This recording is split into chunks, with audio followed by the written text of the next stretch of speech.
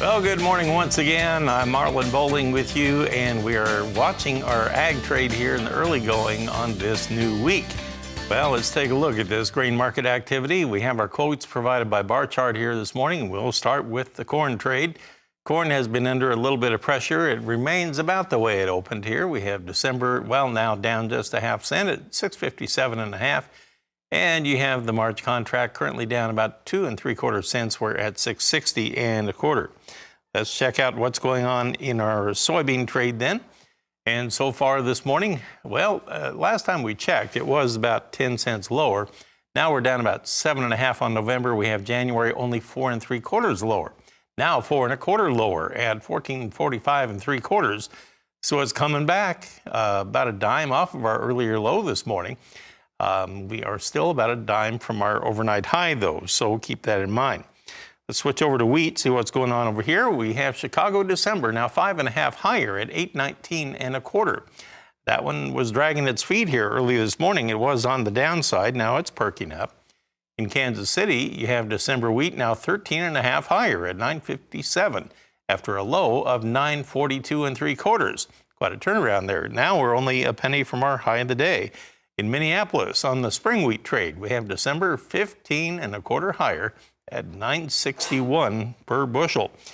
Well, we have our very special guest in the studio with us here, Chris Swift of Swift Trading. He's based here in Nashville, and always a treat to get to talk with you about what's going on in the markets here. Morning. Things starting to lift a little bit. Just a little bit. They must have heard you were in the studio. I don't know, what happened there, but they had kind of a slow start, and now things starting to perk up a little bit. Yeah. But what do you see happening here on a Monday anyway? You know, really not a lot, but let's go back to last week and look. We're a little bit softer in all the grain markets all last week, and we ended the end of the last week with quite a bit of higher energy prices this morning. We had diesel fuel up a little bit more this morning, crude oil back and forth from unchanged on the day. But I think as we go forward, when we look at these declines, we're not seeing anything real significant as far as farmers selling. Probably just some basis adjustment, and with the moisture coming in, maybe that helps a little bit with the river barge out there. Well, let's take a look at what crude oil is doing right now on the big board. On the West Texas Intermediate crude oil futures, they were lower, but now we're down just 82 cents on December futures. We're now at 88.15 per barrel. And you mentioned the diesel fuel. Let's check that out.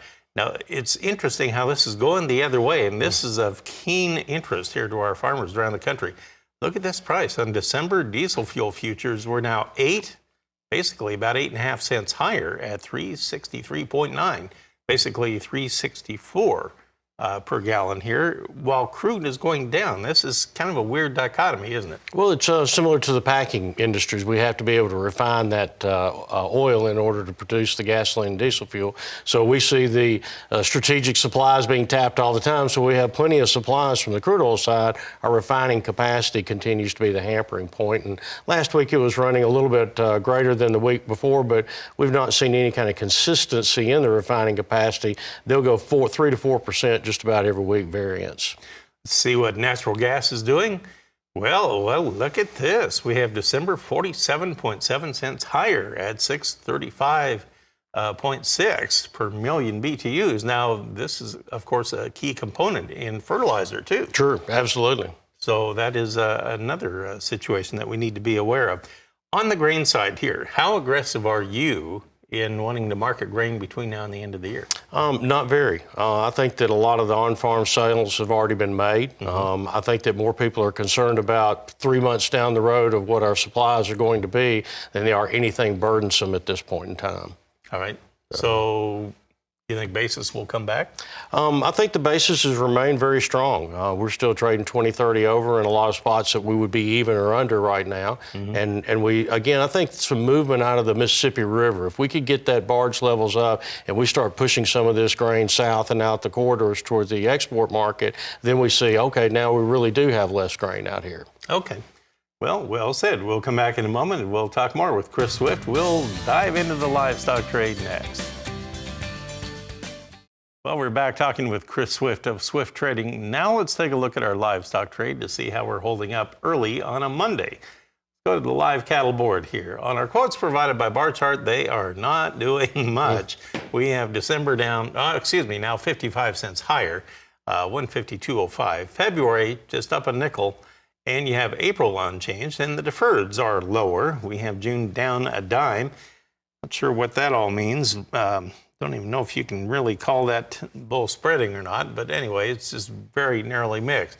Feeders, they decided to go higher this morning, and we'll go with the January.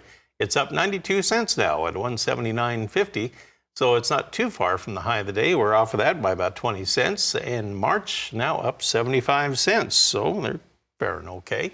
On the lean hog market now, we have turned higher there too. December up 25, we're at 84.60. And now you have February 35 higher at 88.75. So we're hovering about 40 cents, 45 cents from our high of the day, off of our low by about 45 or 50 cents too. Kind of caught in the middle here.